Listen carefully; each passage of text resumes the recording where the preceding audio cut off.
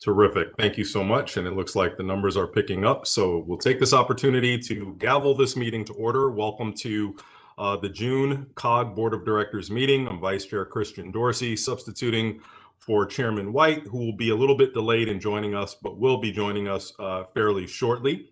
And as we call this meeting to order, I'd like to thank everyone for joining us and continuing to bear with us as we meet virtually for today's meeting. Recognizing that this is indeed a virtual platform, we request that everyone please exercise that patience you have exercised over the last year plus and keep your microphones muted unless you are wishing to be recognized to speak, at which point please unmute your line and then return to mute when you are finished. And feel free to take advantage of the chat box if you want to chat with other members in the meeting, you want to pose questions, you want to get in the queue. That is a very efficient way to make sure that you will be recognized or at least your concerns acknowledged. At this point, we'll start with the Pledge of Allegiance, and I'd invite you all to join me. I pledge allegiance to the flag of the United States of America and to the republic for which it stands, one nation, under God, indivisible, with liberty and justice for all.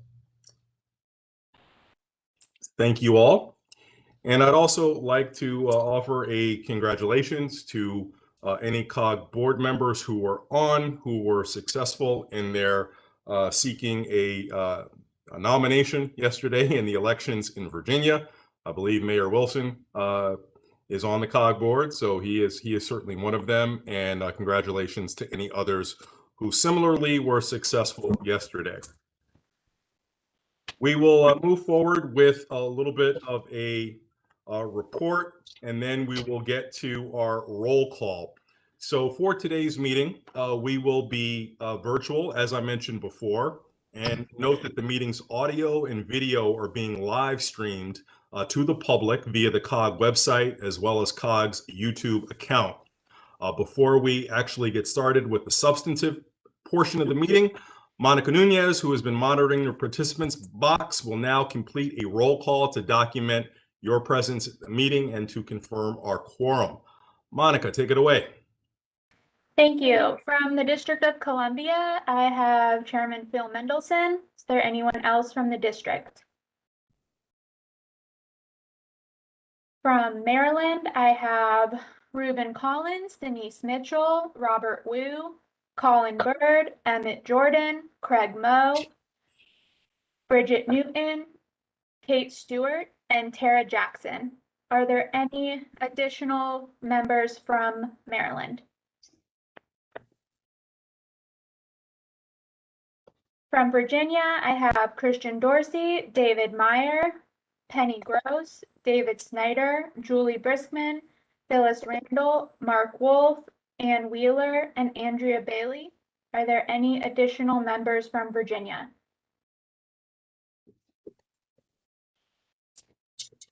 All right, I see Senator George Barker also just joined us. We have a quorum and are good to proceed. Thank you so very much, Monica.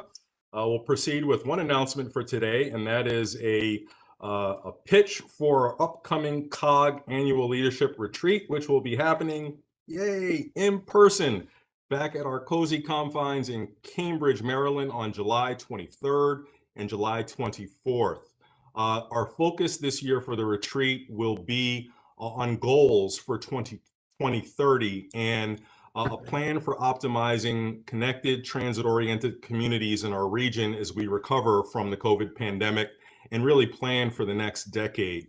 This is really going to be a great opportunity for us to really get down to business on incorporating all of our ambitious and thoughtful plans that we have come up with to identify high-capacity transit station areas, which identify key growth and land use opportunities, our plans for our ideas for equity emphasis areas, as well as our climate goals and our regional housing targets.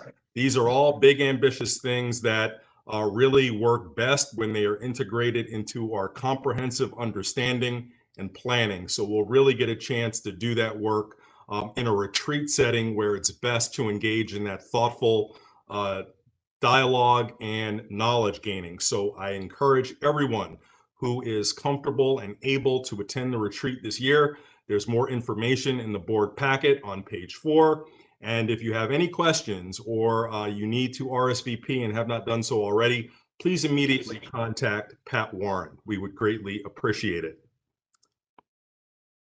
Any questions about that? All right, moving on. We're going to move to item 3 on our agenda, which is our Executive Director's Report. Now I'd like to turn it over to Mr. Chuck June.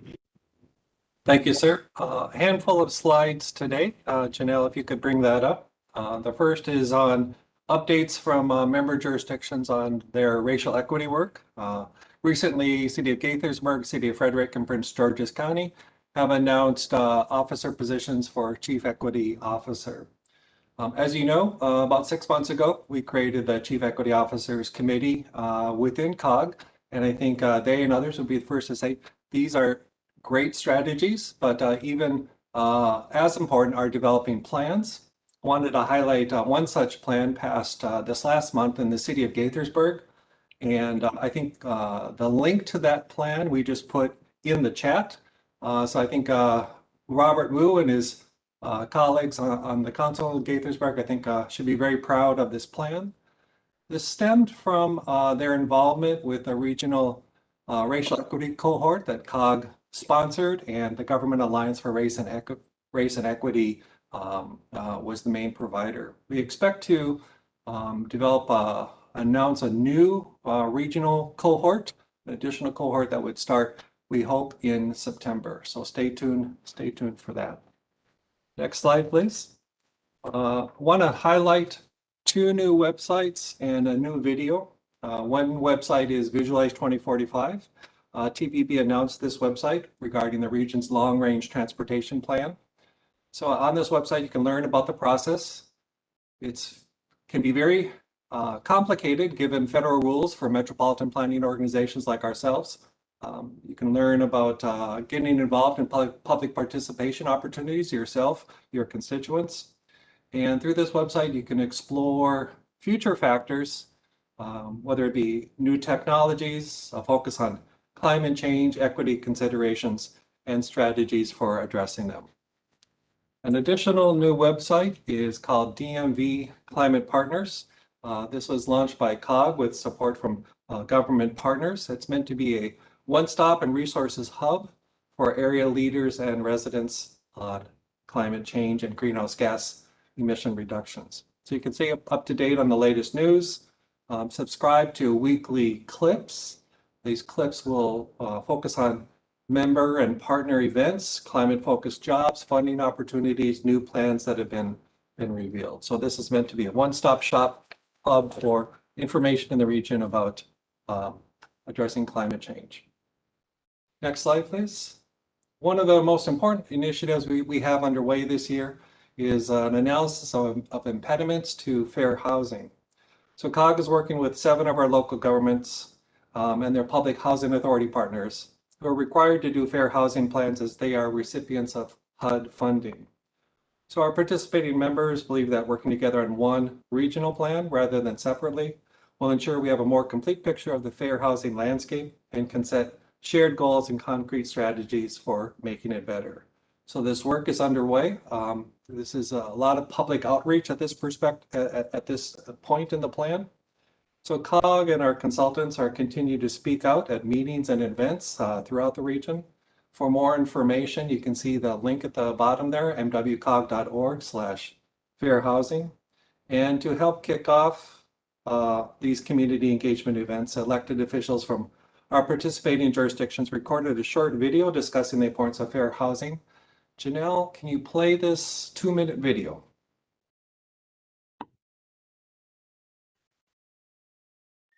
Housing is the foundation for economic mobility, academic success, and quality of life. But far too many people in our communities have been unable to fully realize these benefits. And COVID-19 has brought these disparities even more into focus. The reality is past housing and land use policies have contributed to segregated neighborhoods. And the zip code where you grow up can still determine your future potential. Our region leads the nation in so many areas, yet residents still face challenges finding housing they can afford in the neighborhoods where they want to live. To address these fair housing challenges, we need an action plan that reverses the harmful effects of past policies. That is why leaders in the District of Columbia, Maryland, and Virginia are working together on a regional plan that expands, improves, and diversifies housing choice. This is an intentional, region-wide effort to advance equity and inclusion so everyone prospers. As we embark on this journey as a region, we are eager to hear from local leaders, concerned citizens, and community-serving organizations about housing issues that affect you. Whether you've had difficulty buying a home, finding a rental apartment, or experienced discrimination, we want to hear from you. What determined where you live? What housing choices did you have? And how could those choices have been expanded? And what makes a community a great place where everyone can grow and thrive? Please join us in this effort. To learn more about local events and how to get involved in our region's fair housing collaboration, visit www.mwcog.org.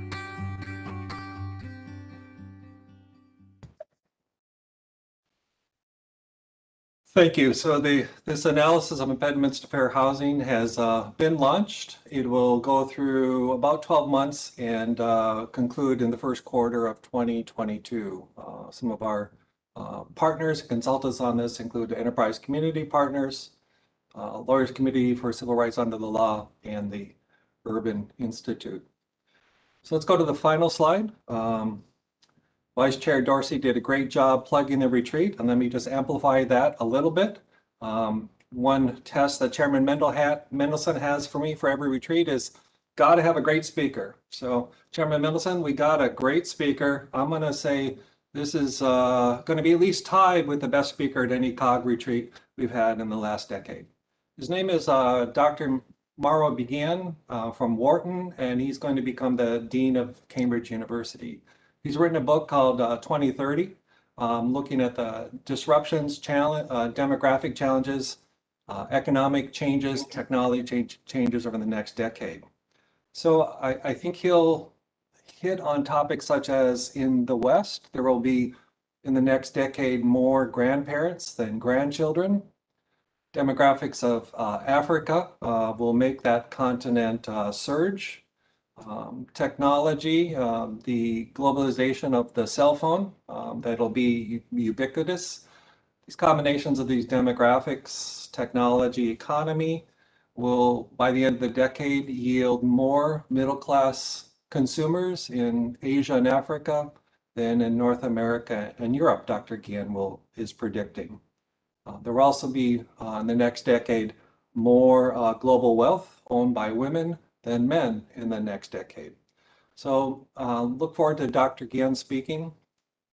Looking forward more to the interaction that will happen amongst you all at the retreat as we look at how to optimize 225 nodes, 225 high capacity transit station areas, learn more about equity emphasis areas, how we can weave in equity along with policy priorities of economic development, of economic, etc. So look forward to that substance and look forward to the in-person exchange so that social can continue to be built so that you will grasp some of the biggest challenges as well as be ready for the biggest regional opportunities. So Vice Chair Dorsey, that concludes my report. Happy to answer questions on any of these topics. Thank you. Thank you very much, Mr. Bean. Are there any questions for Mr. Bean? Seeing none and hearing none, we'll now move on with agenda item number 4, which are amendments to our agenda. We do have one proposed amendment to the agenda, and that is to add a resolution R30-2021, which authorizes COG to expend funds for an after-action report and improvement plan for events that occurred at the United States Capitol on January 6th of this year to our consent agenda. So right now, I'd love to entertain a motion and a second for the amendment to the agenda. It is not for the resolution itself, just an amendment to the agenda. Is there a motion? So moved, moved, Supervisor. Second, Supervisor Bailey. Okay, so I heard Penny Gross, I believe, with the motion and a second from Supervisor Bailey. For efficiency's sake, we will only record abstentions or nay votes, and everyone else will be assumed to have voted in the affirmative. Are there any abstentions? Are there any nay votes? Hearing none, the motion passes. Are there any other proposed amendments to our agenda? Hearing none, our next item is to consider the minutes from our May 12th meeting. Is there a motion to approve the minutes from May 12th? Penny Gross moves approval. Penny Gross Second, is Councilwoman moved Denise Mitchell, College Park. and seconded by Denise Mitchell. Thank you both. Again, are there any abstentions? And are there any nay votes? The minutes are approved. The motion passes. We'll now move on to our next item on the agenda, which is consideration, of our consent agenda. We do have 3 items on our consent agenda with the action that we just took a minute ago. Those 3 resolutions include a special recognition of a longtime friend of COG and our region, Tacoma Park City Manager Suzanne Ludlow. You can find all of the resolutions in our board packet beginning on page 15. While you take a minute to review those resolutions, I would like to ask Vice Chair Kate Stewart, Mayor of Tacoma Park, if she would like to say a few words in honor of Ms. Ludlow. Yes, thank you very much, Vice Chair Dorsey. And I just want to thank the COG board for considering this resolution commending the service of City Manager Suzanne Ludlow. Susie, as we all refer to her in Tacoma Park, and I know many of you who've worked with her over the 27 years she has been in public service at the City of Tacoma Park. She began her service in the city in 1993 as an Assistant Director of Housing and Community Development. And she really made a huge dent in our community when she chaired and worked on the unification and coordination to bring Tacoma Park, the City of Tacoma Park, all within Montgomery County. We used to be half in Prince George's and half in Montgomery County, and she took on that huge role of helping us unify in one county. She took over the role of city manager in 2015, and again has been so dedicated not just to the City of Tacoma Park, but also to regional efforts. She has worked across Montgomery County on many issues like tax duplication for municipalities, and also working in our region, and has recently chaired the COG Chief Administrative Officers Committee. And so thank you all for considering this resolution today to commend the service of Suzanne Ludlow. Well, thank you very much, Vice Chair Stewart, and we should thank Ms. Ludlow, for tremendous service not only to Tacoma Park but to our entire region. So that recognition, along with 2 other resolutions, are part of our consent agenda item. Item A, resolution R28 2021, is a resolution approving COG's pension plan investment policy statement that has been reviewed by the Pension Plan Advisory Committee. They do recommend approval. The recognition of Ms. Ludlow. And then the third item is the one that was added today, R30 2021, which is the after action report on the July 6th insurrection, which will be absorbed within COG's budget, funds expended in the amount just short of $160,000. Is there a motion to approve the consent agenda? Mayor Stewart, Tacoma Park moves to adopt the consent agenda. Moved by Mayor second. Stewart Bridget Newton. and seconded by Mayor Newton. Are there any abstentions? Are there any nay votes? The consent agenda is now approved. We will now move it on, and can I ask everyone to make sure that their devices are muted. We get a little bit of feedback. We'll now move on to item 7, which is going to be spearheaded by Vice Chair Stewart as well. And this is the COG Board's Racial Equity Training for Elected Officials Task Force update. Mayor Stewart. Thank you again, Vice Chair Dorsey. It is really an honor to chair this task force. I'd like to remind everyone of the members, including myself. We have Loudoun County Supervisor Julie Briskman, Alexandria Council Member John Chapman, Charles County Commission President Reuben Collins, Manassas Park Council Member Darrell Moore, College Park Council Member Denise Mitchell, Montgomery County Council Member Nancy Navarro, and Gaithersburg Council Member Robert Wu, all are serving on the task force. Goal of the task force is to provide input into the development of regional racial equity training series for elected officials. We had our first meeting on May 24th. This meeting provided us an opportunity for the task force members to get to know each other, to share their experiences with racial equity work, and also to start thinking about how we can create regional training for elected officials. We also had the opportunity to learn about current equity initiatives within COG and hear from the chairs of the COG Chief Equity Officers Committee on how their equity work is being implemented within local governments and their views on regional training.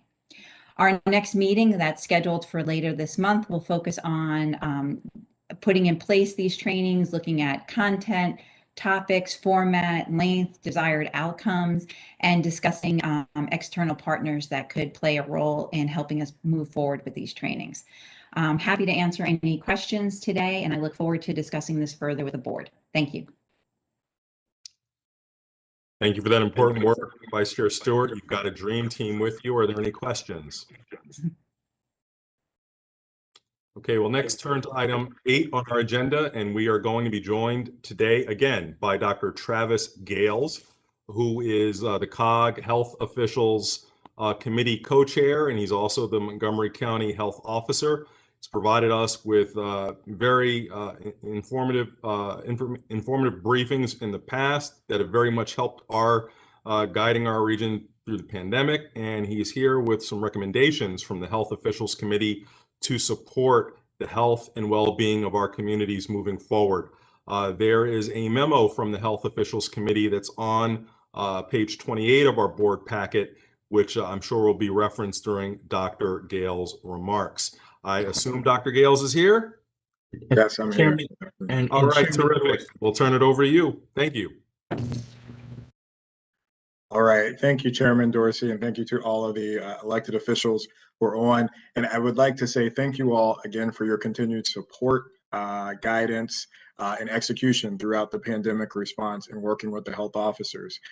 It is not by accident that when you look at the national capital regions, levels of community transmission, as well as levels of vaccination, it's not by accident that our region outpaces many other jurisdictions across the state, across the mid-Atlantic, and across the country. So that is in large part due to continued partnership across all levels of the government response. And we, as the health officers, express deep appreciation for working with you all in executing that response. And it is with that theme of collaboration and partnership, also married with many of the things that in the brief time that I've been a part of the meeting today, hearing that you all are discussing and moving your work forward, that I bring to you some of the recent recommendations and suggestions from the health officer group. You do have a copy of the memo, and I'll just go through that really quickly. But as you know, we commissioned an uneven opportunities report a couple of years ago. It seems like a long time ago, given that what we've experienced over the last 16 months. But the pandemic actually was a good case study for many of those gaps that were pulled out from that report. That showed that there are many communities, in spite of our successes overall as a region in many places, there are many communities that are ill-equipped to be able to implement the type of policies and responses to improve health outcomes from a general perspective. And unfortunately, we saw that play out in terms of disproportionate impact of COVID-19 within those respective communities. We recognize that moving forward, It will require a continued investment into modernizing and building up the public health infrastructure. But we also recognize that in order to really truly address those gaps, it's bigger than just clinical and physical health. It is a true testament to understanding and integrating and models that take into consideration social determinants of health and the root causes, the true root causes that are drivers of these health disparities. So with that spirit in mind, we came up with a list of recommendations that we hope you all will continue to consider in the work that you all are doing moving forward. And we do look at this memo as a conversation starter, if you will, for an ongoing dialogue and conversation about many of these issues. Now, just to go quickly and leave some time for conversation and questions, the big areas where we see need for consideration and concern are the first one, addressing root causes by improving economic and social conditions for populations in need. When we looked at a lot of the COVID-related information, again, it did not surprise many of us in public health when we saw that certain communities were hit hardest. When you factor into consideration who we are defining as essential employees, who has access to health insurance, who has access to meaningful primary care services. Because if you think back to in the early stages of the pandemic, you could only actually get a test with a primary care provider. Many people were locked out of that situation and did not know their status as a result or didn't have access to that. And many of those folks were who we called upon to keep our essential services open. Many of those folks also did not have access to paid medical leave. And due to the wage levels of the jobs that they had, many of them also faced housing security issues that could have spread the virus more easily given crowded living situations due to housing affordability. So within that particular tranche, if you will, there are a couple of different things to consider. Again, thinking through economic opportunities, meaningful access to jobs and educational opportunities, and insurance opportunities could significantly impact not only COVID transmission, but also continue to impact those particular disparate outcomes across the board when looking at different health conditions. The second bullet point talks about strengthening our public health system. We were hit very hard by COVID-19, and that exposed a lot of gaps in our public health infrastructure, if you will. I think back to some of the early conversations, and I know that Councilmember Hucker and Councilmember Navarro from Montgomery County are on this board and can attest to this, is where they were surprised to hear that we were getting results by fax machine. People were like, why are we getting faxes? Aren't faxes outdated? In the real world, they are.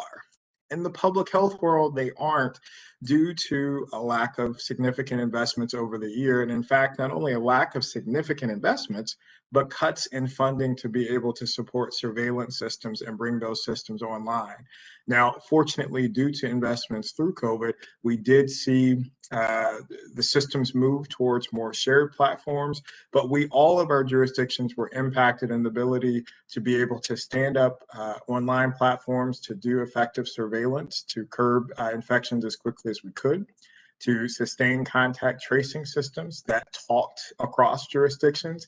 And in the vaccine space, we all have lived the consequences of having online systems that don't talk to one another, that made it very difficult for individuals and residents in our communities to be able to register and follow up and get vaccines quickly. So there needs to be significant continued investment in strengthening the public health system and modernizing that approach, both in terms of technology and infrastructure, as well as workforce development. Now, the third and fourth bullets kind of go together. The third one talks about investing communities. Again, this highlights the need for cross-sectoral solutions and ideas that factor in social determinants of health and get those entities and agencies that historically have not seen themselves as being a part of the health conversation to understand the impact of the policies and procedures they put into place on particular health outcomes. And the fourth one, and that also encourages, again, multi-jurisdictional as well as multi-agency collaboration around coming up with cross-sectoral solutions that address the root causes. And the last one is, again, including health and regional planning efforts. Again, we have done something similar here in Montgomery County where We're taking a health in all policies approach, encouraging all of our government agencies to have a health impact statement as a part of all of the different policies and plans that they are looking to implement. This will become extremely important even more as we move into a post-COVID space, as we continue to look at developing solutions that are going to address the host of problems and issues that we will encounter as we move back in reopening society.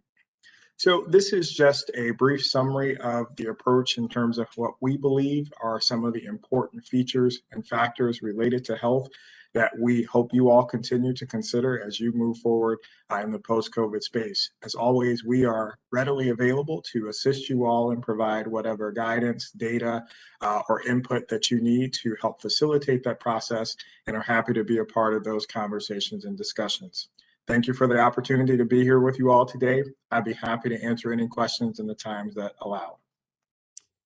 Thank you so much, Dr. Gales. And, this is really important work. We always tend to be reactive in terms of figuring out what we could have done better with the last effort. And while this is a little bit of that, it's also looking forward to figure out how we position ourselves for future unknown circumstances. So we very much appreciate this work. Are there questions, comments that people would like to surface for Dr. Gales as part of discussion?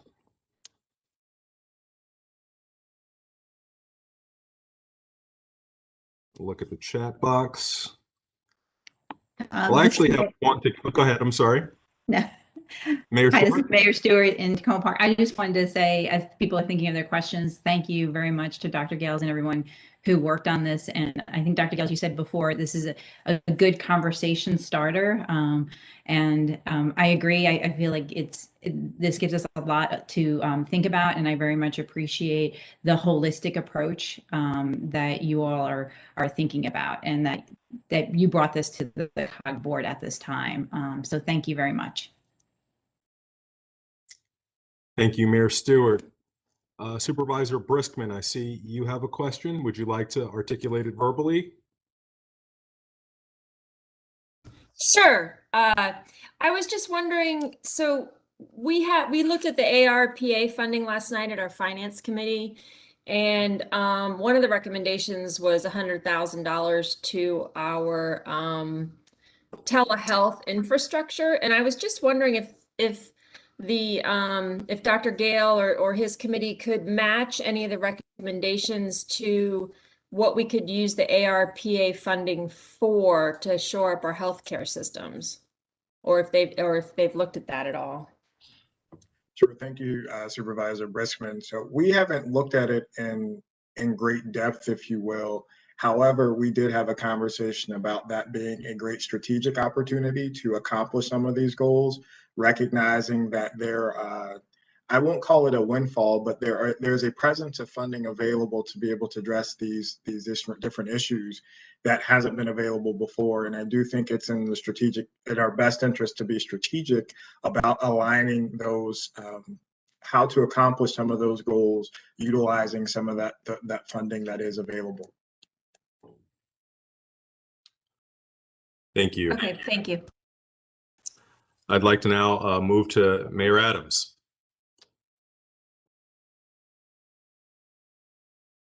I'm just curious, as we look at going through the health discrepancies and all the issues that you saw, one of the questions that I'm asking and in talking to some of the public health officials, do you think that it's very positive for municipalities to be able to have public health officers to assist in these processes and work through these processes?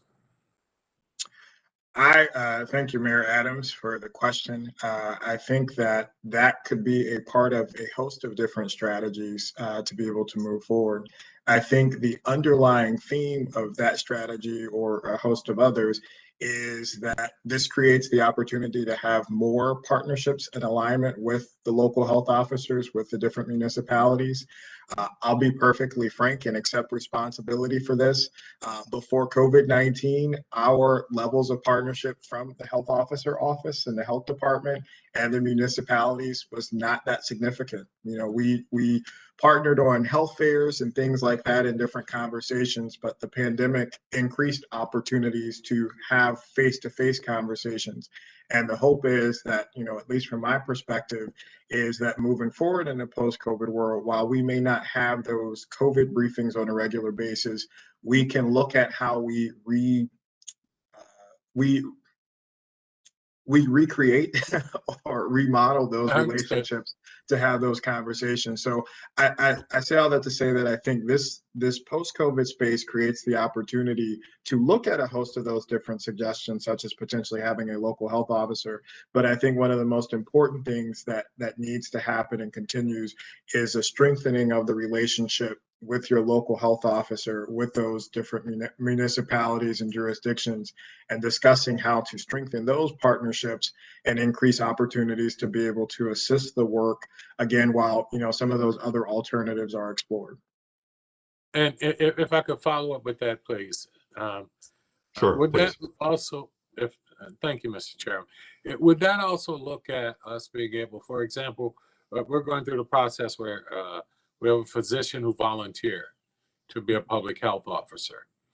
In doing that, is that a role that you believe that can be intertwined with the public health officials and really be kind of given guidance on what they can be looking at? And it's something that can be brought along, not somebody that we need to find who is an epidemiologist or any of that, but even a specialist or a gentleman who's willing to put in the time to be able to do. Is that something that the public health office would be able to work with and help to develop that relationship, and also kind of point out in the municipality some of the things we should be looking for? Well, I think it creates, this is a blank canvas, if you will. We've not had to, get into this space. And so I think it creates some opportunities to have, some further conversations to discuss what that looks like. Because again, some of the, to your point, a lot of the parameters, 99.99% of my job is based upon what the Maryland COMAR regulations say I can and can't do, and what we need to execute by that. And so I think that there's certain responsibilities that obviously would, continue by law to reside, within the local health department.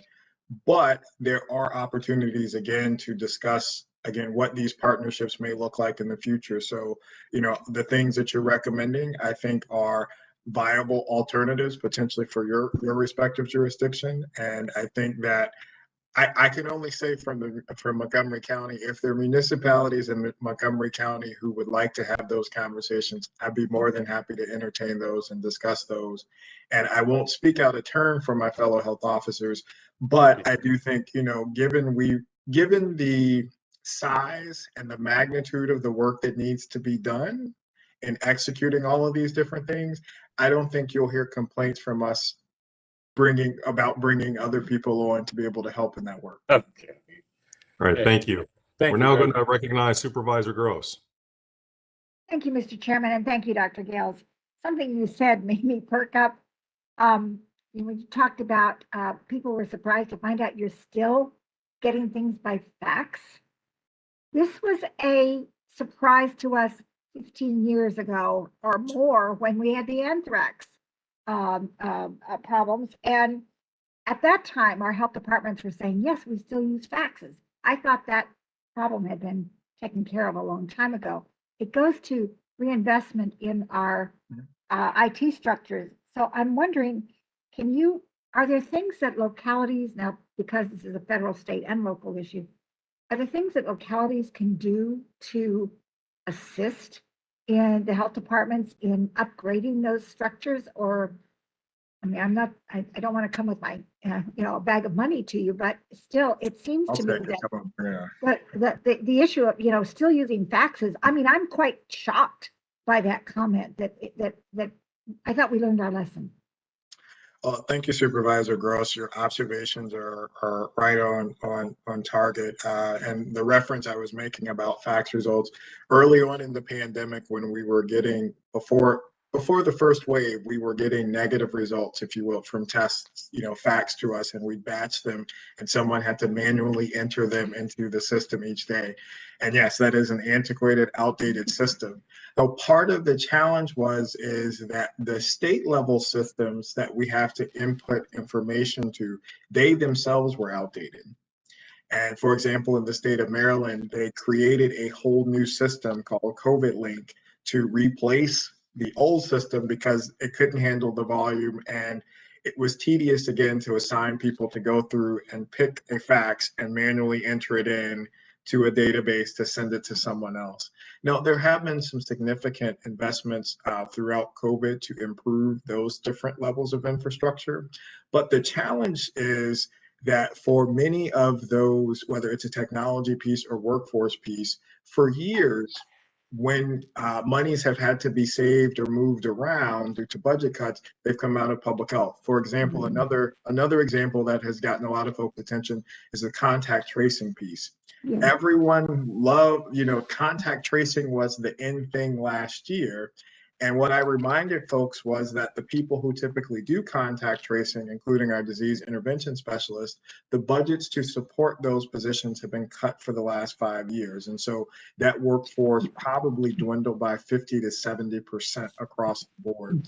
And so as we move forward, it's going to be important to continue to invest in those positions, particularly in the absence of a pandemic. And so being able to justify saying, we have this level of contact tracers, even though we don't have a pandemic, but we need it in case, we need that workforce to be in place to create stability, but to also, to the earlier point, not always just be reactive, being able to do some of this proactive work to get out and, whether we're talking about HIV, diabetes, or whatever issue, it creates opportunities to do a lot of that proactive work that we've not been able to do before because our budgets have been so lean.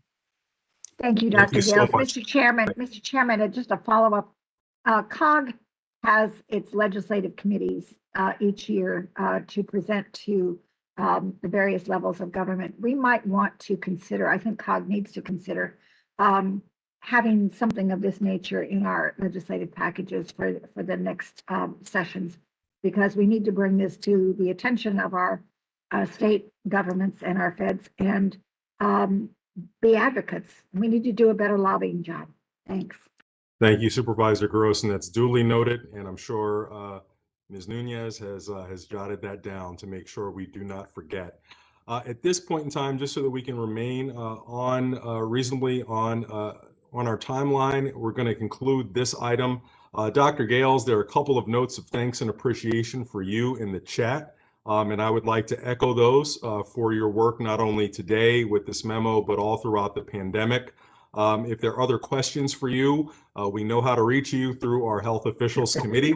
I certainly want to connect with you about how to operationalize the health in all policies approach that you're doing in Montgomery County.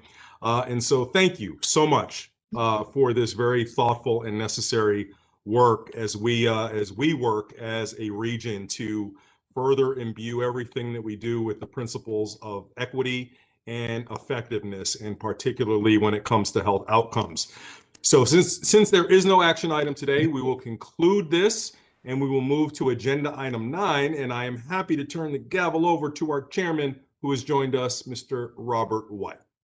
Thank you so much, Vice Chair Dorsey. My apologies to everyone that I was running behind from an engagement, but happy to be with you today.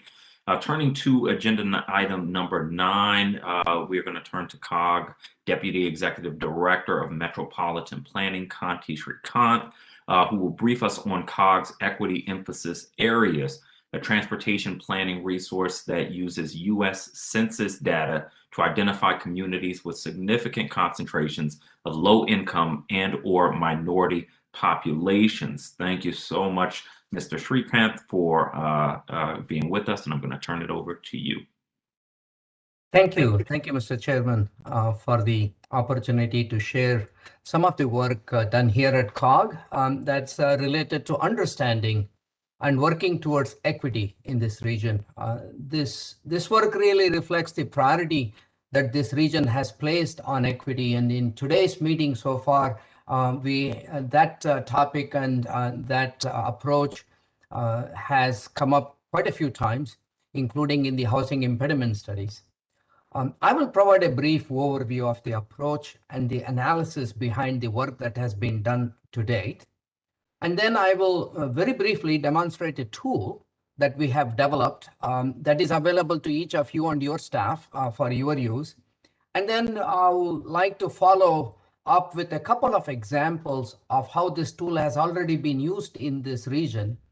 And the main purpose of my briefing today and sharing those examples is with a hope that you will find this tool useful and help generate some ideas to assist in the work that you all are doing within your jurisdictions with many agencies to improve equitable outcomes. So next slide, please.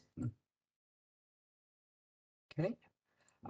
So what are equity emphasis areas? As you can see on the map, equity emphasis areas are geographic areas in our region with high concentrations of population groups that are historically underserved and thus experience inequities.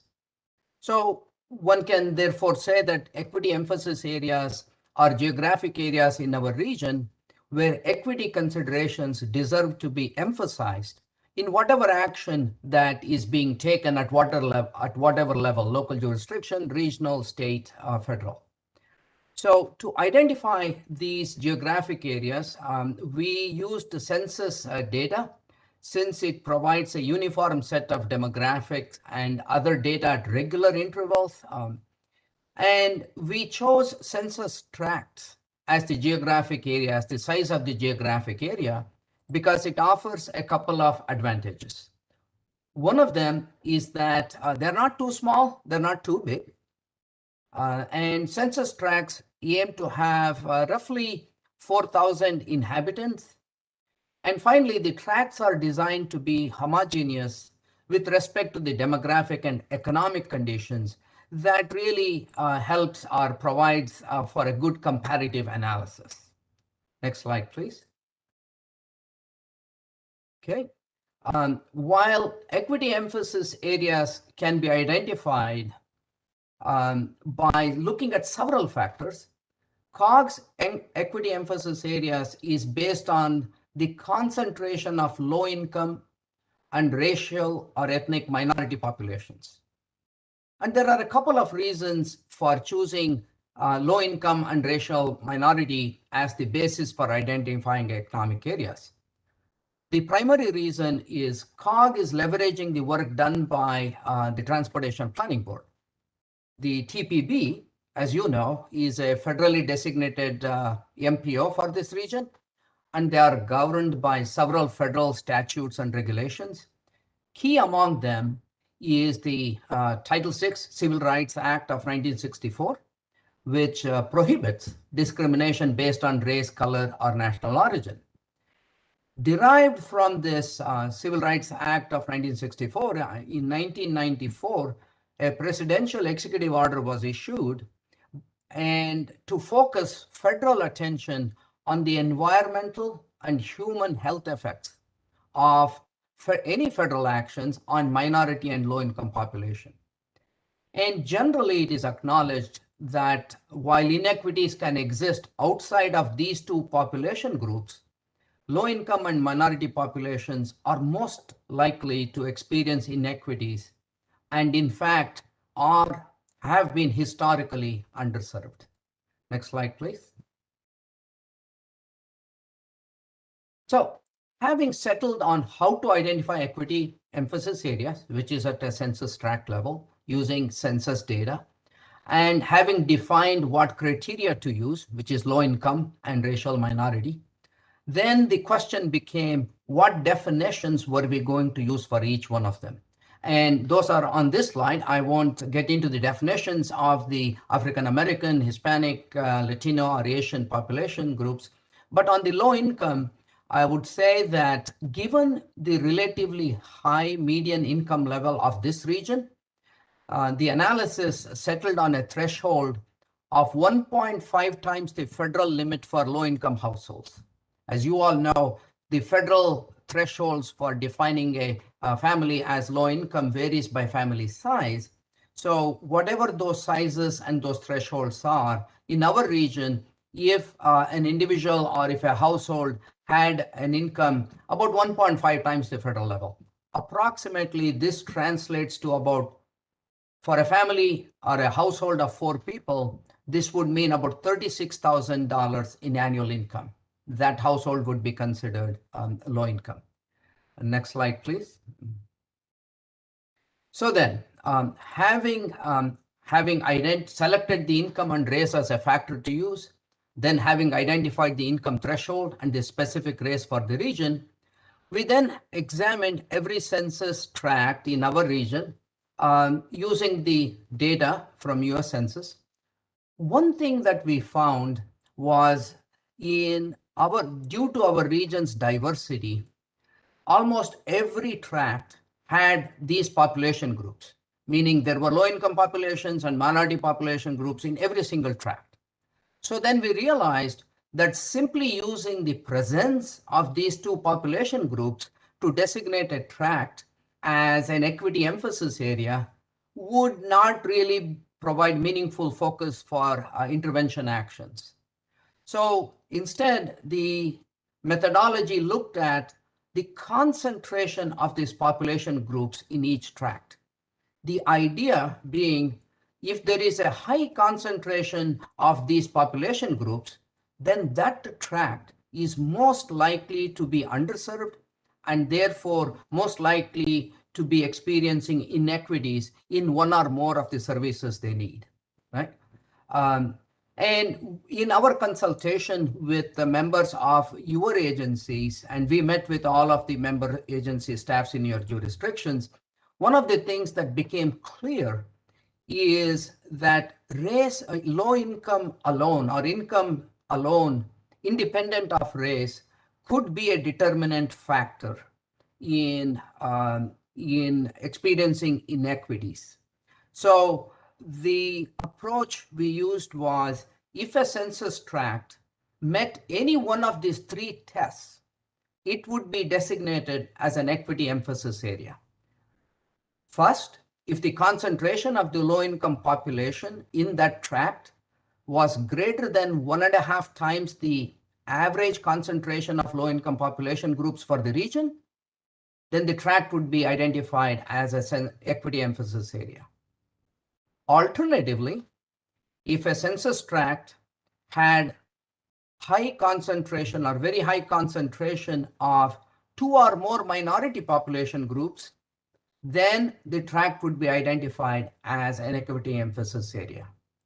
And then to try to tie income and race, the third test was, if the concentration in one of the census tracts of at least one minority population was very high, and the concentration of low-income population in the same tract was anywhere between 1 and 1.5 times the regional average, the tract would be defined as an equity emphasis area.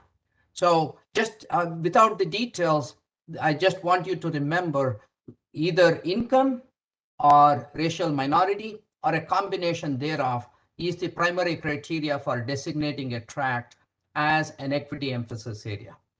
So next slide, please. Okay, so this map in the region that you see on the right on the slide represents the equity emphasis areas in our region. There are a total of about 1,200 permanently populated census tracts in our region, of which 351, or about 30%, have been classified as equity emphasis areas. That means these 350 specific geographic area census tracts in our region have very high concentration of low-income population or minority population or a combination. These 350 census tracts occupy about 340 square miles, or about 10% of the region's land area. and they host about 30% of the region's 5.5 million population. So it's in a very concentrated areas in our region. The detailed technical report on the methodology and everything I have briefly overviewed today may be found at the COG website. I will not get into that, but I will briefly now show you, demonstrate the tool that we have developed, which is available to you. More importantly, I will try to show how different data sets, whether it is health or something else, can be overlaid on these geographic areas that have been identified. And then I will come back with two specific examples of how this information and this tool has been used in our region, and so that we can start thinking, how else can we use this tool? Dr. Gale just concluded his presentation on some of the needs in addressing the social determinants of health or the uneven opportunities in our region. So that was just an idea. So Monica, if you can give me control, I will try to demonstrate the website now.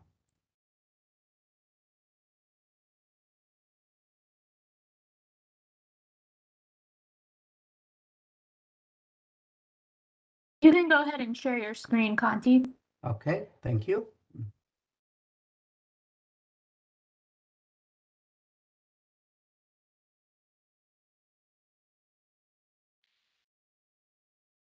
Okay, so I hope all of you can see the screen.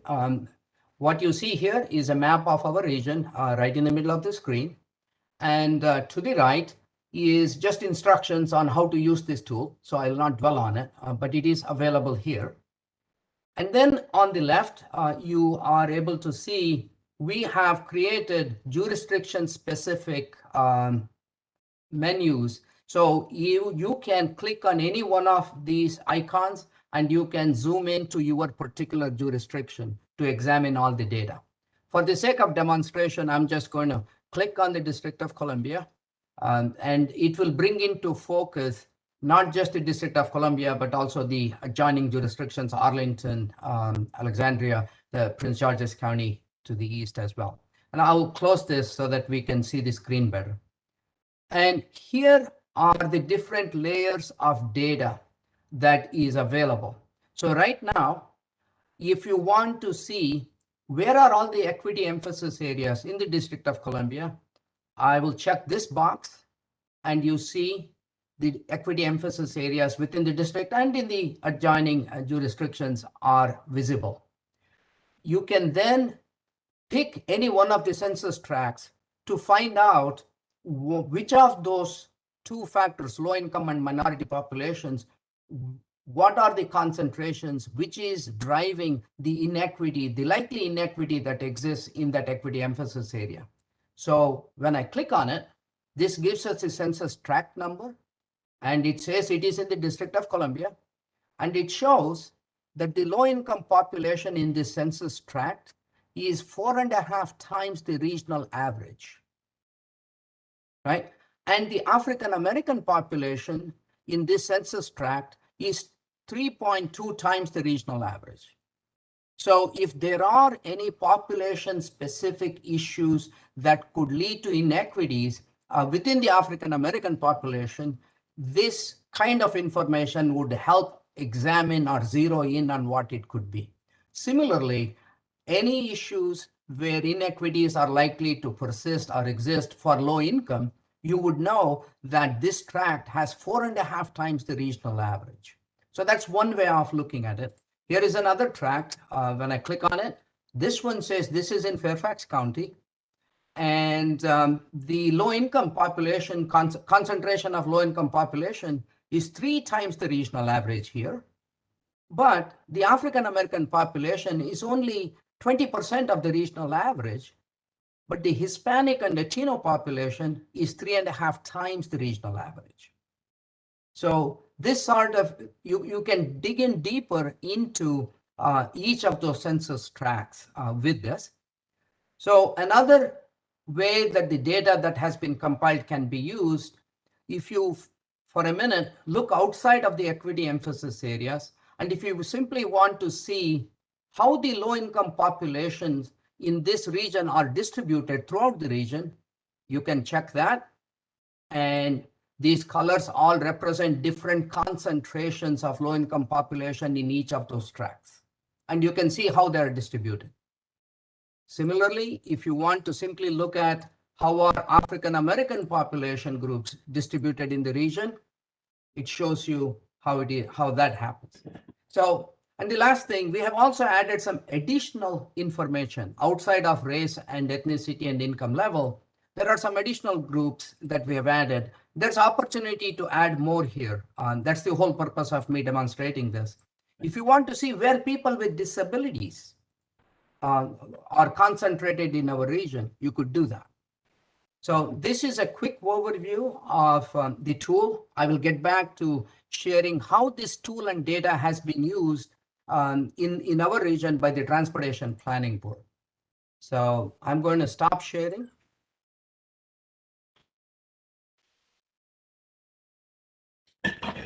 Okay. Thank you. And Monica, if you can go back to the slide deck.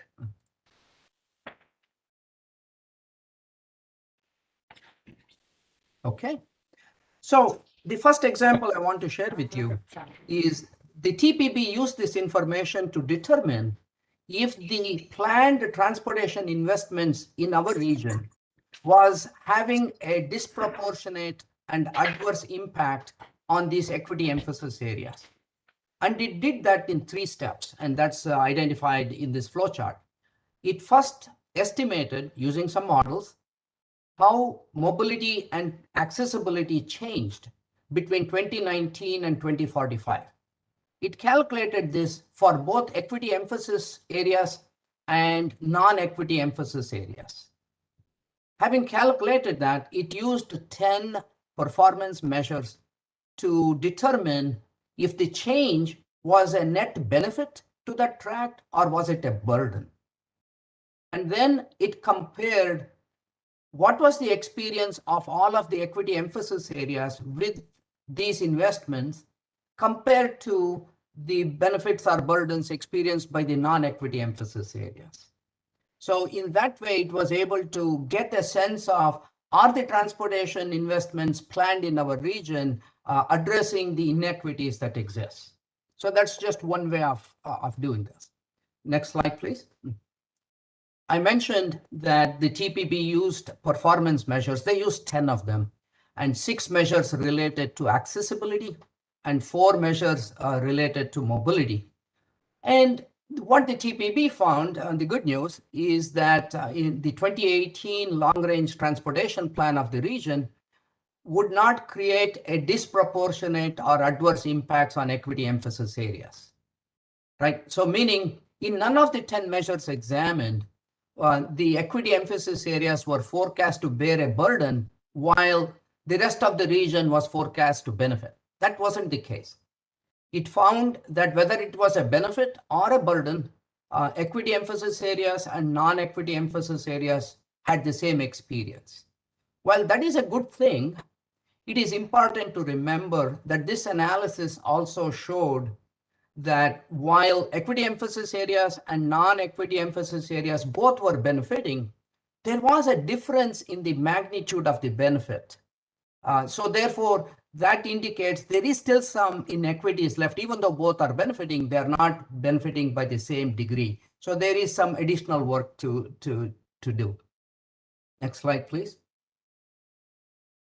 And I also want to note, while this analysis was very useful, it was one of the first times we did it, it does have some limitations. One important limitation is that the TPB's analysis assumed that the number and location of these 350 equity emphasis areas that exist in 2019 will remain in the same places in 2045 as well. Well, that's not really realistic. And they had to make this assumption because as a region, we have not developed a methodology to predict where the equity emphasis areas will be in the future. From a planner's perspective, ideally, there should be no equity emphasis areas in the future, particularly by 2045. Anyway, since we don't have that methodology, this one just assumes the same. So that's one limitation. And the other limitation is this analysis that the TPB did looked at the regional level. It didn't compare each census tract as to what their benefit and burdens were and were there inequities, because the TPB was evaluating the combined transportation investment throughout the region. And such an analysis is really hard to do at a census tract level. But there is this last and second example I will share in the next slide, please, where TPB did look at the data at a census tract level. And this is where TPB was examining the performance of the safety outcomes of the transportation system. And it found that the region was experiencing a number of fatalities and serious injury crashes that was very high and practically not acceptable to the TPB. So the TPB used this data set and this tool, and it asked the question, how do the equity emphasis areas' experience of safety compare to the rest of the region? So one of the things that the data analysis showed, and you see it on the screen, what is displayed on the screen are the equity emphasis areas, the population in them. And the TPB examined the crash data from 2014 to 2018. And I'm going to share the results of that analysis. Next slide, please. What the analysis indicated was that there are certain aspects of roadway safety outcomes where the equity emphasis areas are disproportionately represented. For example, the equity emphasis areas hosts 42% of the population within the region's core, yet they account for almost 60% of the fatalities that happen in the urban core. Equity emphasis areas have a higher fatality rates involving young drivers, pedestrians, and crashes at intersections as well. Now, there are many factors that causes crashes that result either in fatality or serious injury. It could be roadway design, the operating conditions, lighting, speed, roadside elements, a number of things. But demographic and land use profile are also part of the reason. And the equity emphasis area mapping in this way can be merged with other data to take a deeper dive into how we can address through design, operations, and policies, change the safety outcomes in these areas. Next slide, please. So now that we have reviewed how our analytical tool can be developed and used in transportation planning work, and considering that the COG board adopted a resolution last summer to advance equity in all of our work, I believe the time is right for us to consider how we can apply this tool and this data set to support a more integrated planning and inclusive intentional actions to address equity. Next slide, please.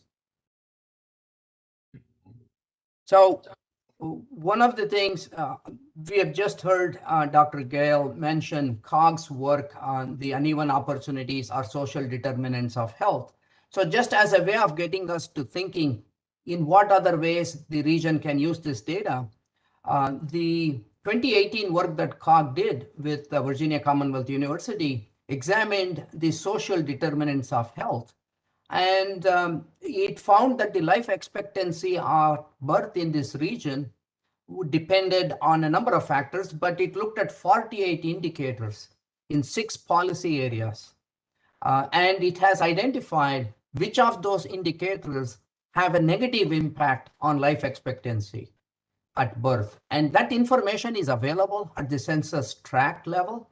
So could we take that census tract level health outcomes information, superpose that with the equity emphasis areas, so that then we know where to target our most intense resources to address those inequities? That's just one example. We are working on housing impediments. We know that there are inequities in housing opportunities and how that affects quality of life and economic mobility. So is that something that we can look at through the equity lens? So these are just a couple of ideas. And I'm just going to now defer to your collective wisdom and broader perspective on what other ways we can use this. So I will turn it back to you, Mr. Chairman, and thank you for the time. And I hopefully have not taken too much time and left enough time for some discussion. Thanks. Thank you so much, Conti. No, I thought it was incredibly intriguing. Well, I think one of the best reports that I've seen since I've been an elected official was the Determinants of Health report that came through COG just a few years ago. And this really takes us to the next step to say, okay, let's look at this more closely and see what more specifically we can do as policymakers to address this issue. So it really puts the ball back in our court. So I really appreciate it. I know there are a couple questions already, and there may be others. So let me turn to Ruben Collins first. Yeah, thank you. Excellent report, Conti. Question as related to transportation. There was a Bloomberg study that was done around 2019 that recognized 301 and the Route 301 corridor as being the worst commute in the entire nation. And that particular area, as it relates to equity, I think it should be seriously looked at, because that, from a regional vantage point, it consists of two counties that are majority African American. And so when you look at the overall populations that are impacted on a regular basis within this corridor, it clearly is within the lines of this kind of study and the impact that it has on the citizens in that part of our region. And so I was curious to see if there was any feedback in terms of your analysis looking at 301 and probing the equity component of that, because as I stated, that it's a very unique area because you're talking about two jurisdictions that are now majority African American. Thank you. Thank you for the question, Mr. Collins.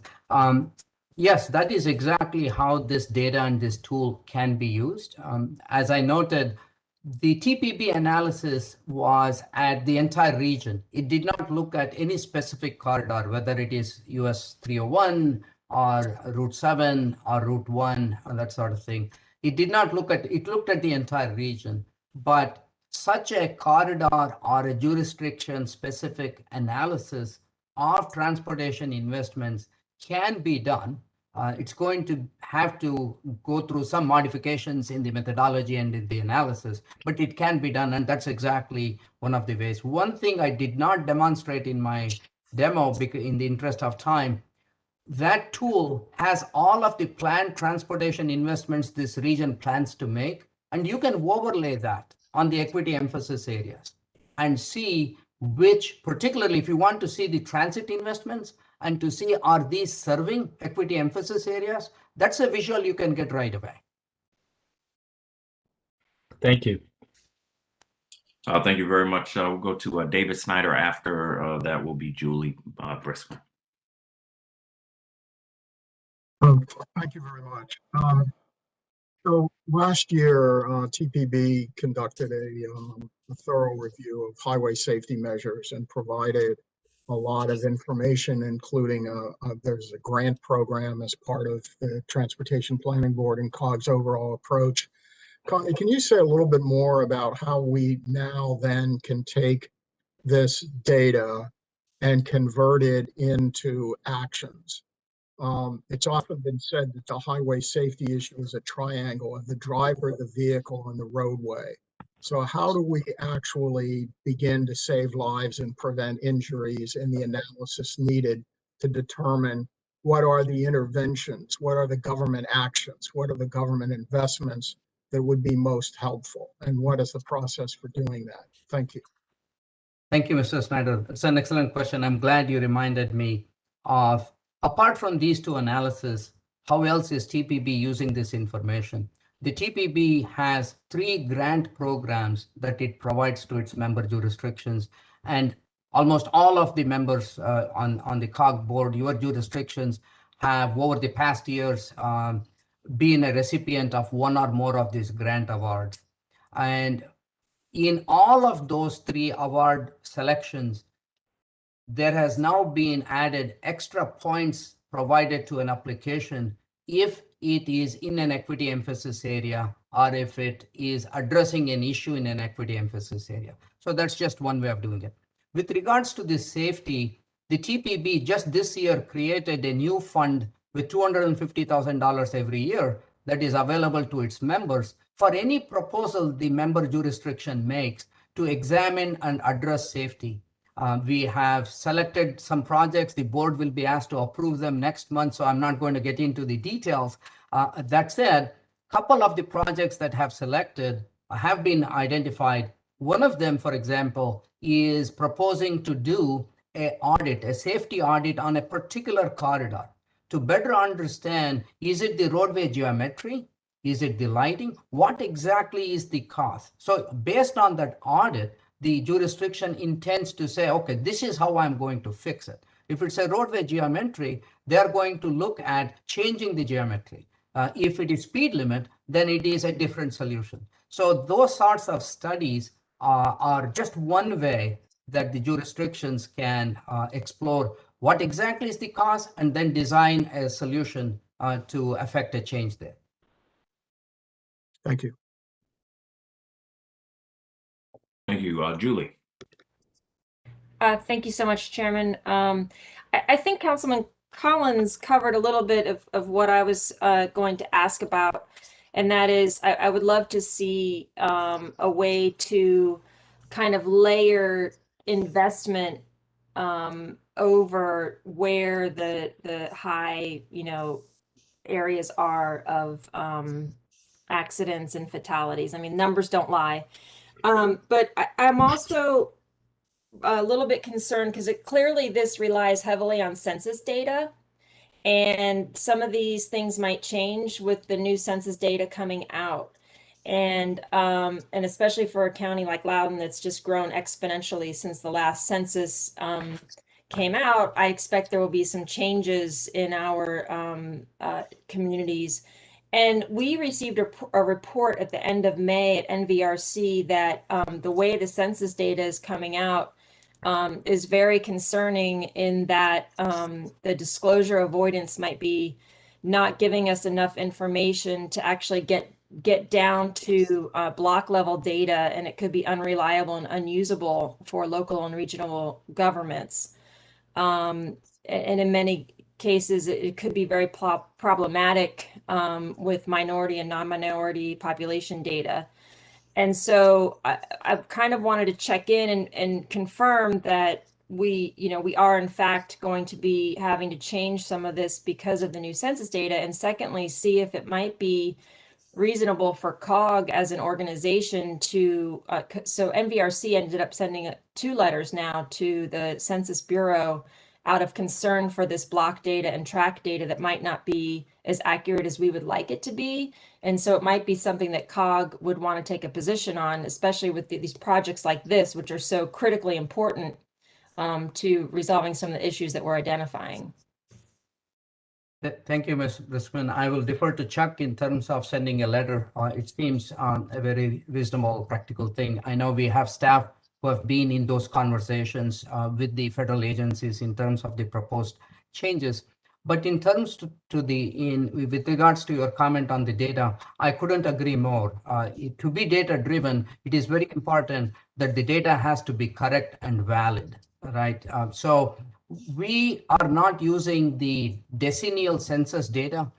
Census Bureau is also providing annual estimates in the American Community Surveys. So we have the data that I presented today is an average of the ACS data from 2012 to 2016. Staff had begun updating all of this work using data from 2014 to 2019 when we realized that the 2020 census data might be available. So we have currently paused to see how the 2020 census data compares with the average ACS data from 2014 to 2015 to 2019.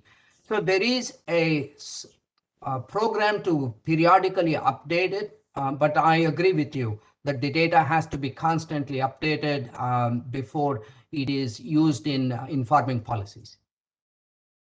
Thank you. I'll forward the information I have on that to Mr. Bean, just in case he doesn't have it. Okay, thanks. Thank you. Phyllis Randall. Yeah, so Mr. Chairman, some of my questions for you. This was such interesting and important information.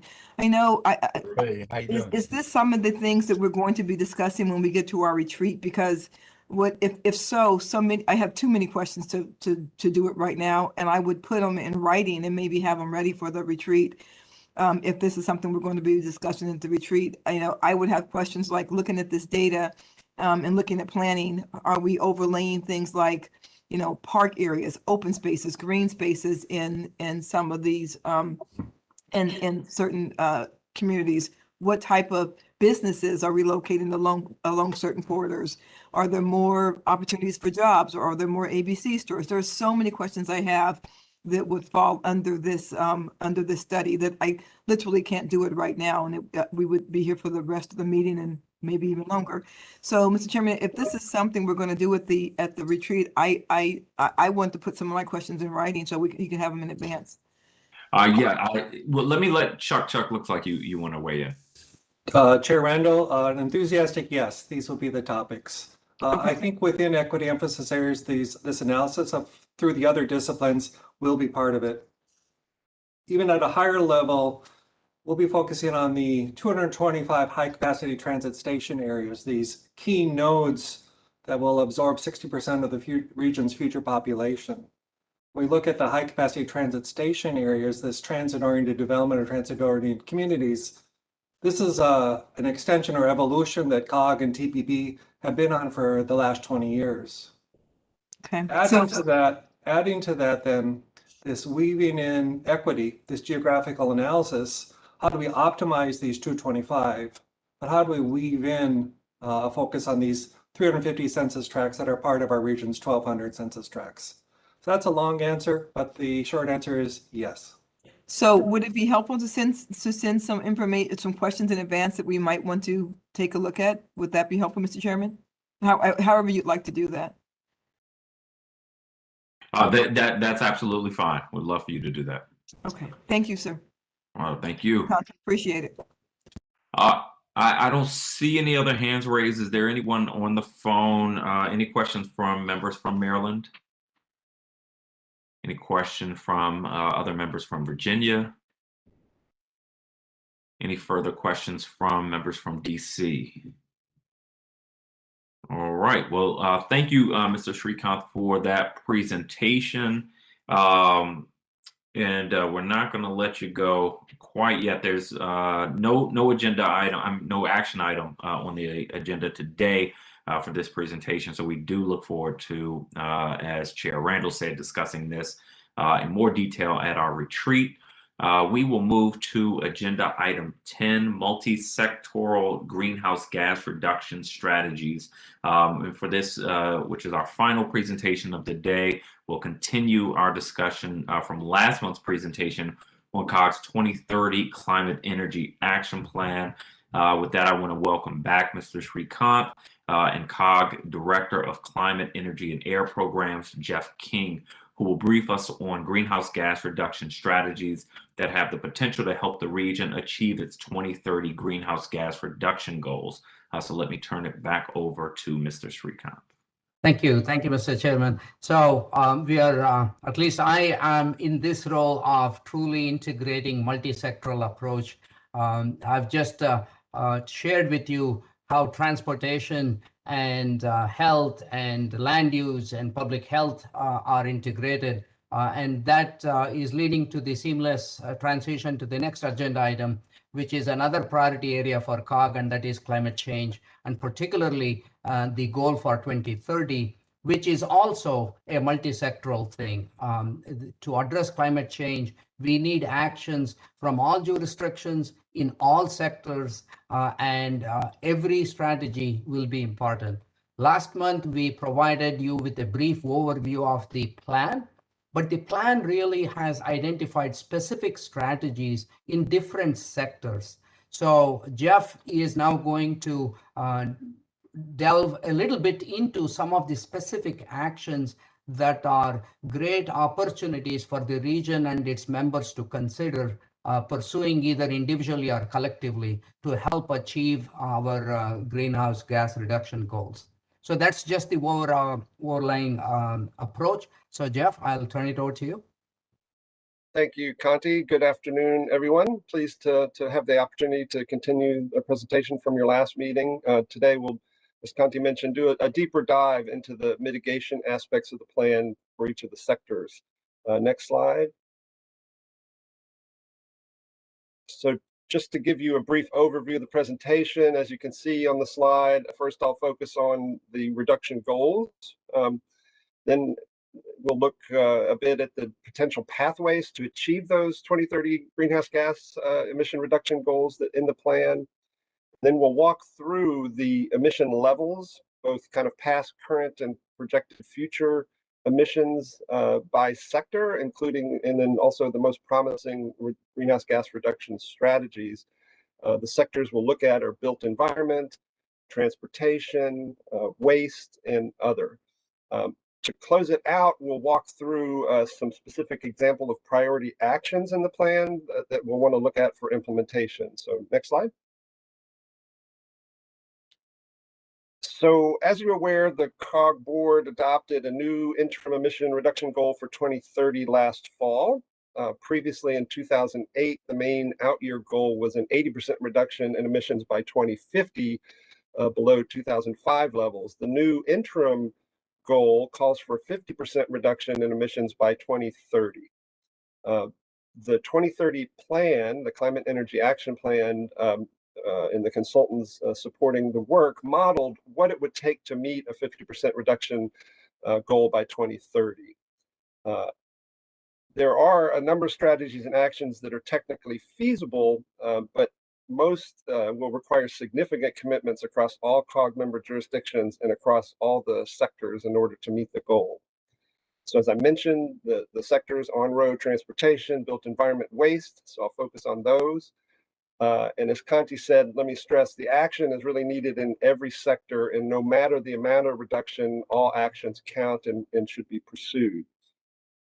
In addition, the actions identified in the plan can be implemented at various levels, and really all levels, so local, regional, state, and some will actually call for a federal role.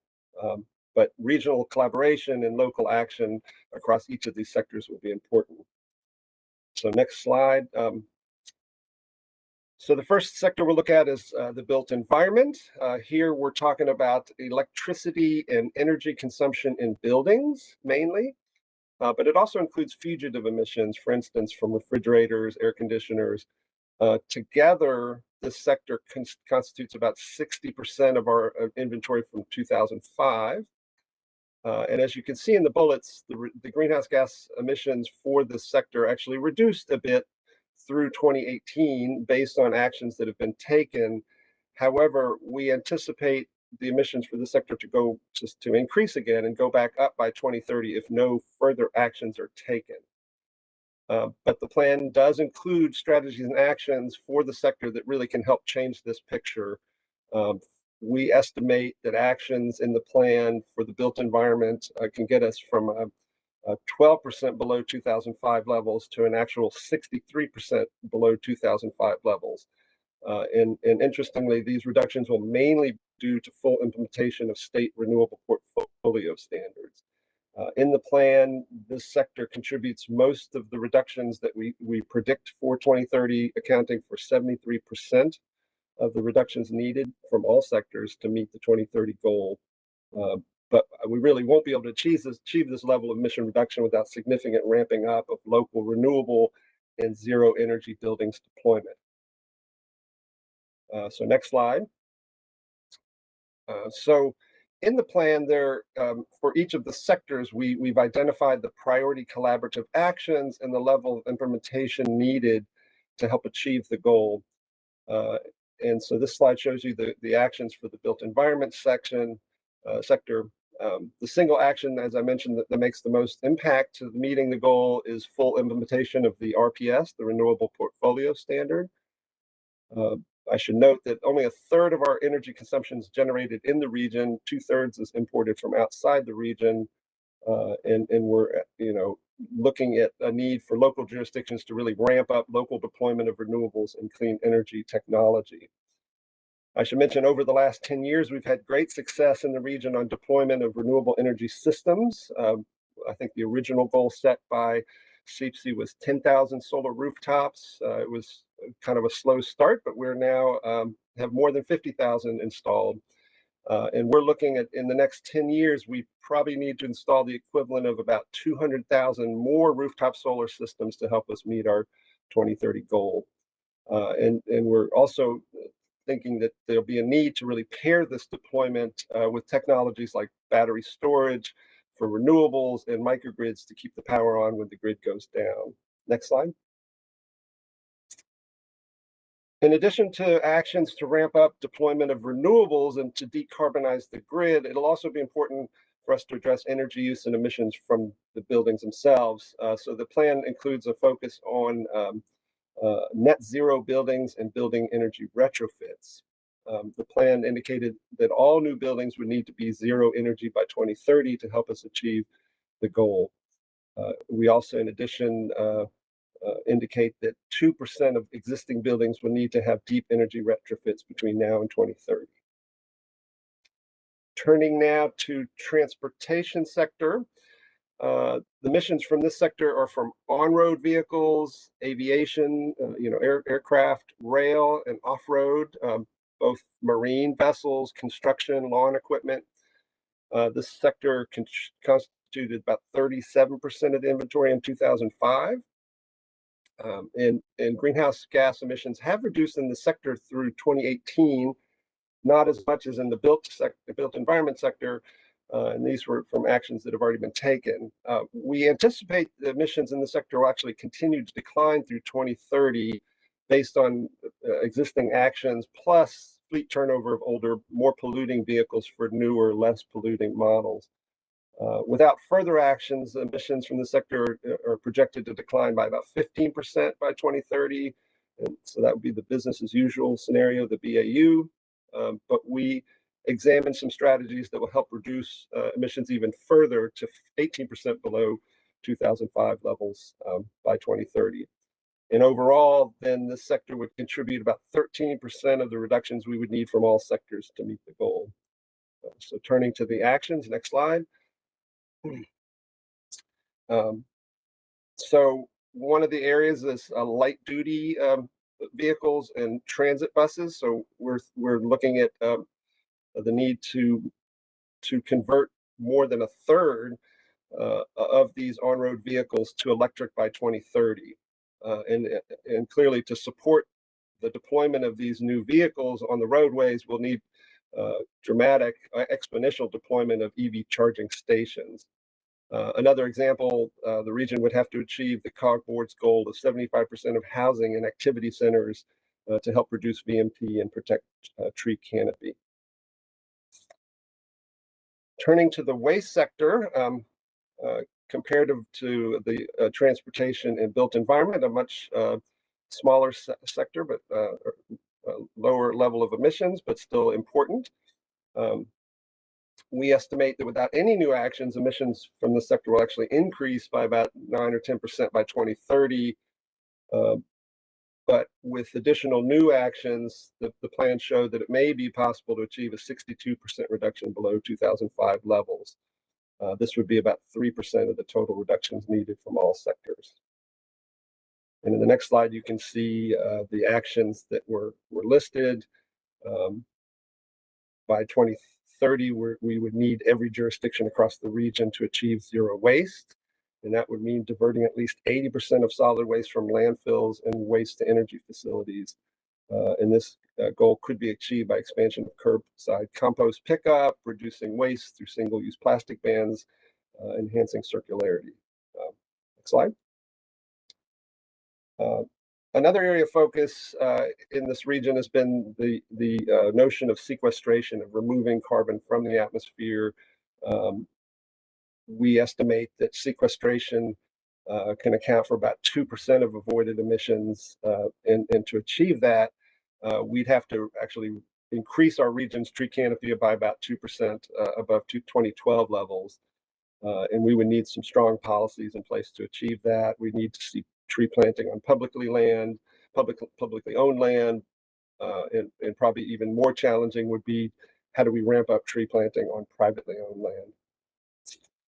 So turning now to kind of the brief walkthrough of the various actions that jurisdictions can take. I should note that in your packet, we included the executive summary of the plan, which includes a lengthy table that shows all of the actions included in the plan, but we've pulled out just a few examples of actions for discussion today. I'm going to just skim through these briefly. I'm happy to hone in on any of those that may be of interest or answer any questions. And we certainly hope you take some time, kind of a homework assignment, to review all of the actions in detail. Many of you and your staff are working on these at the local level, and we're actively assisting where we can in some of this work across the region.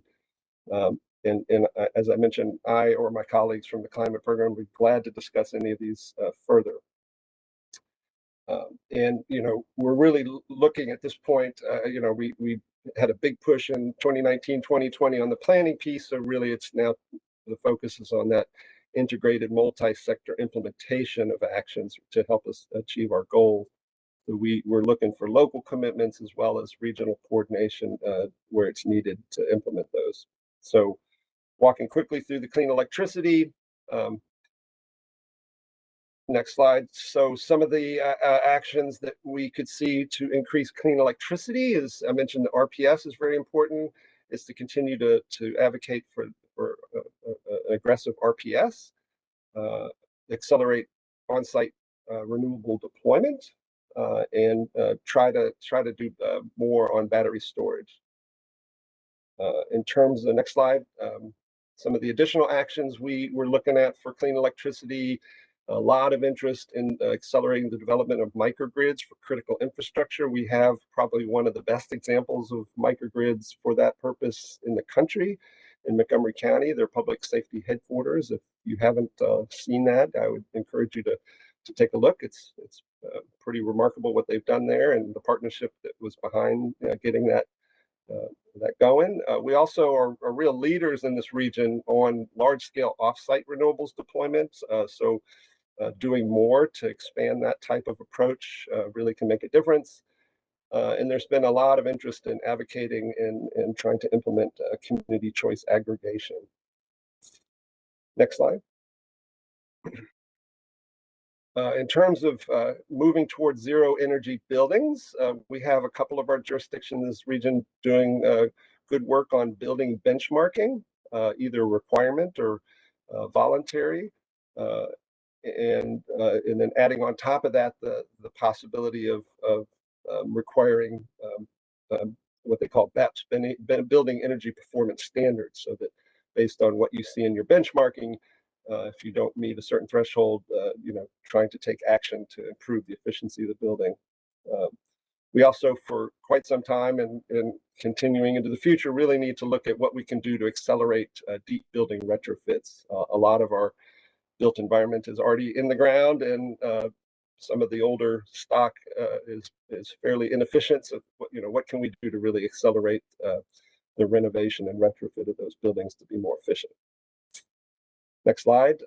Also in the zero energy building space, one area of strong interest in this region is enhanced green building codes and implementation of policies to facilitate net zero energy development.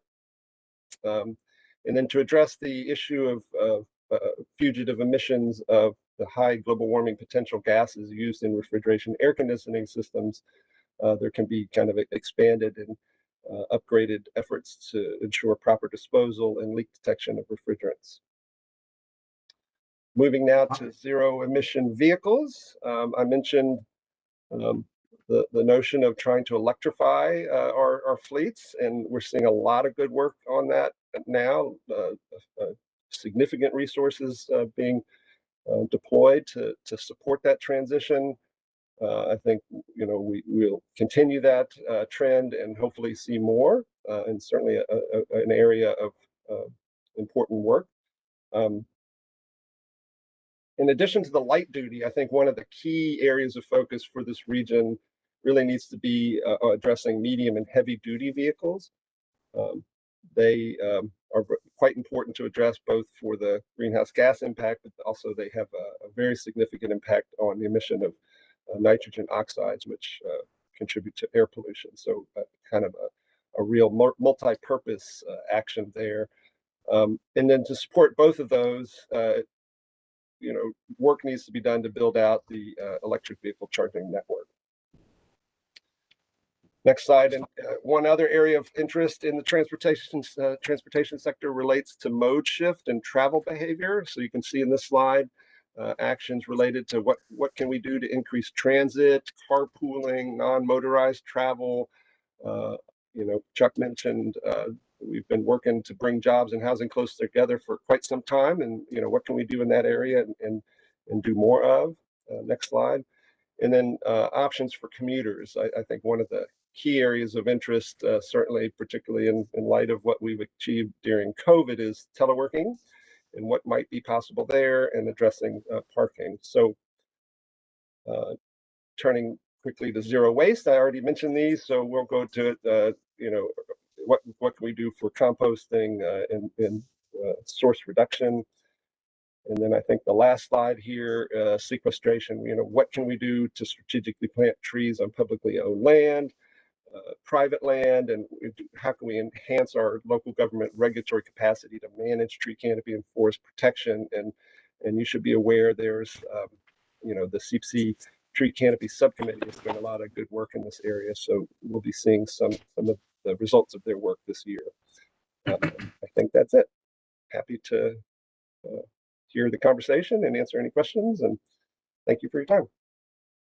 All right, well, thank you both. Lots to digest there. Let me see if my board colleagues have any questions.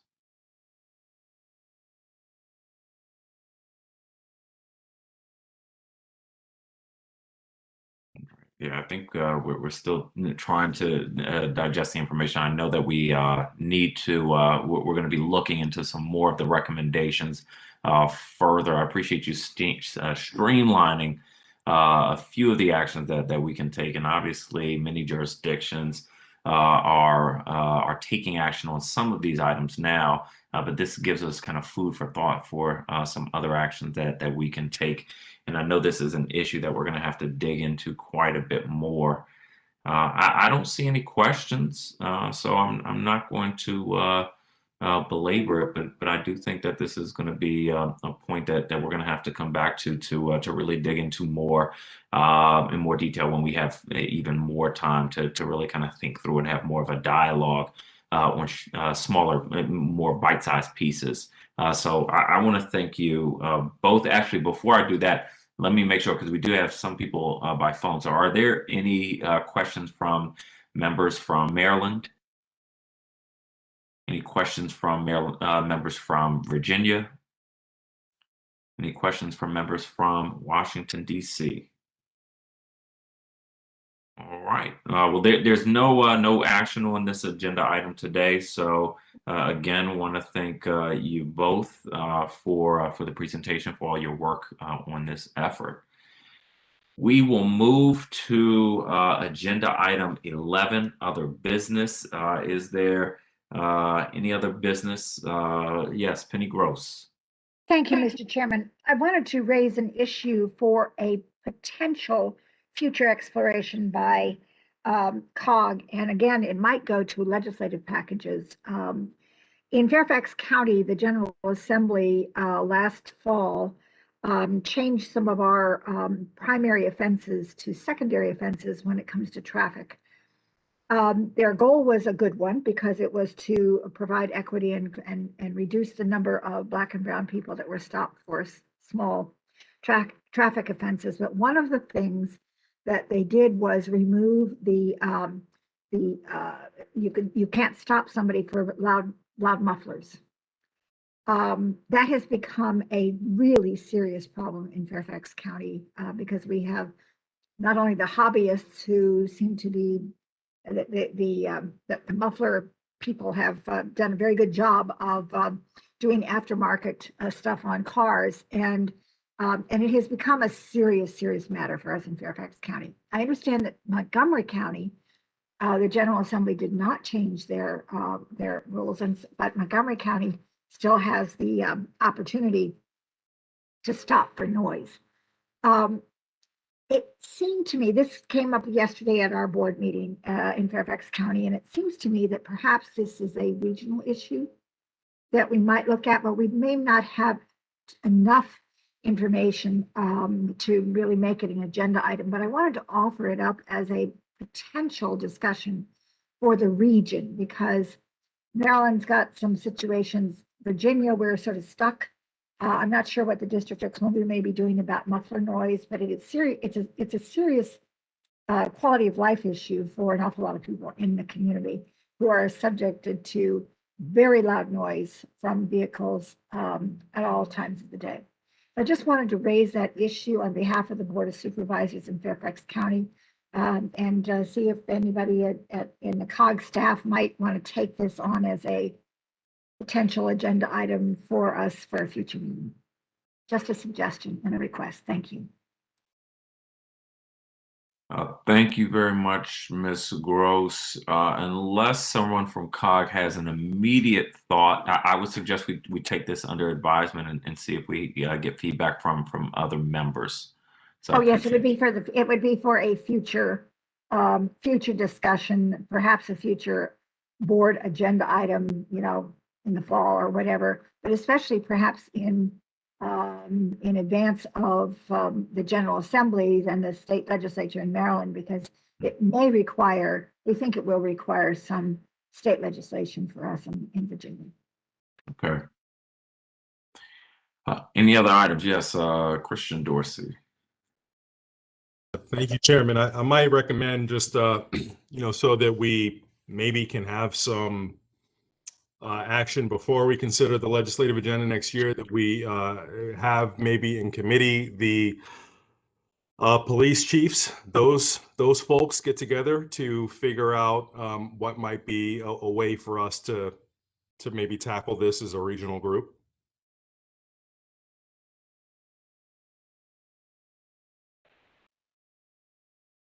All right. Well, we will process that and figure out the best way to proceed. Any other items? All right. Well, then we will move toward adjournment. As we do that, I want to thank everyone for joining today, for participation, for all of our presenters. I want to remind everyone that the COG Board Leadership Retreat is scheduled for July 23rd and 24th. I look forward to seeing many of you in person for the first time in a long time. There are no board meetings in July and August. So the next COG board meeting will be September 8th, 2021. With that, I move to adjourn. Is there a motion? So moved, Mr. Chair, Supervisor Bailey. Wonderful. And a second? There we are. I see you, Mr. Adams. There we are. There's a motion and a second. With that, we are adjourned. Thanks, everybody. Bye, everyone. Good to be with you. Everyone have a great day. Stay safe.